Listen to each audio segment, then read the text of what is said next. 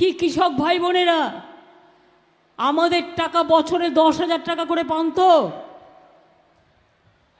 যাদের 1 একর জমি আছে পান কি পান না?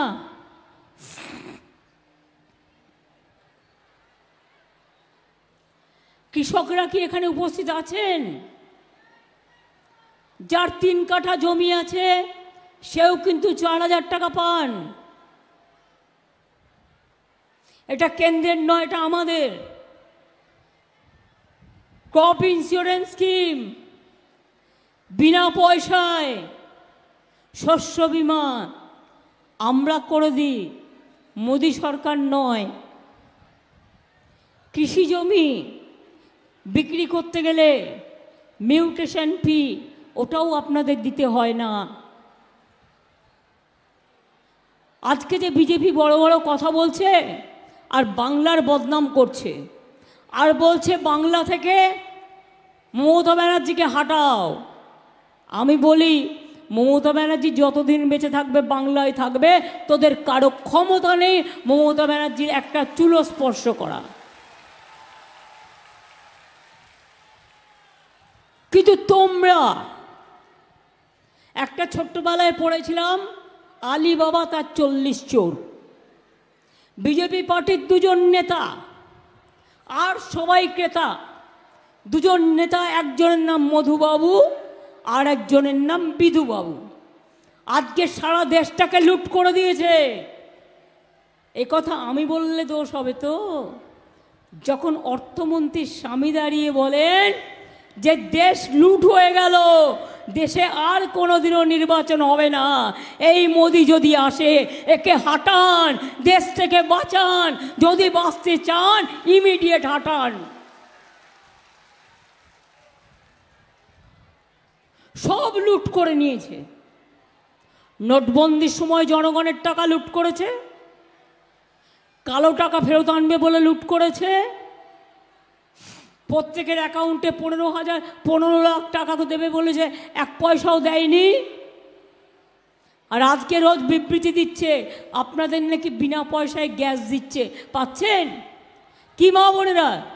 মোদি নাকি আপনাদের বিনা পয়সায় গ্যাস দিচ্ছে, রোজ বিজ্ঞাপন করে টিভিতে। মিথ্যেবাদী, মিথ্যে কথা বলে, जुमलाबाज। छी छी छी, क्या शर्म का बात, देश का प्रधानमंत्री करे जुमला का बात। लज्जा लज्जा लज्जा। বলছে আপনাদের নাকি বিনা পয়সায় সব বাড়ি বাড়ি গ্যাস দিচ্ছে। আপনারা টিভিতে দেখতে পাচ্ছেন তো, অ্যাড দিচ্ছে, বিজ্ঞাপন দিচ্ছে, টিভি খুললেই দেখতে পাবেন।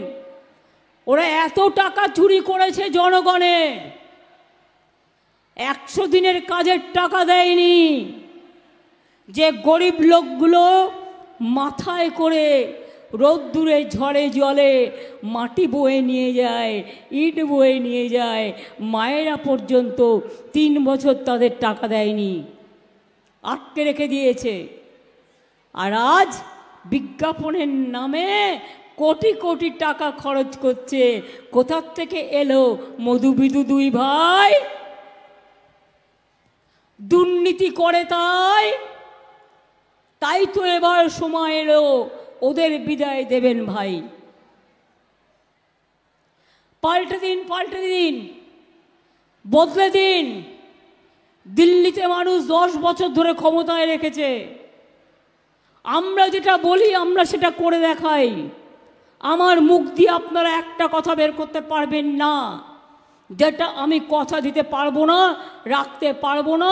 আমি তা বলি না আমাকে জোর করলেও। আমি যেটা পারবো আমি সেটা বলবো। আমায় দেখতে হবে আমার টাকা আছে কিনা। দিল্লিতে সব টাকা বন্ধ করে দিয়েছে, সব টাকা বন্ধ করে দিয়েছে। আমাদের 1,74,000 কোটি টাকা 1 পয়সা দেয় না, সব টাকা বন্ধ। কিন্তু তা সত্ত্বেও জেনে রাখুন, রেশন দোকানে বিনা পয়সার চালটা কে দেয়? দিল্লি দেয় না মামাটি মানুষের সরকার দেয়? কে দেয়? এই যে রোজ অ্যাডভার্টাইজমেন্ট করছে মামা, যে বিনা পয়সায় চাল দেতা হয় মোদি, তুমি চাল দিচ্ছ না, চালের কাকড় দিচ্ছ।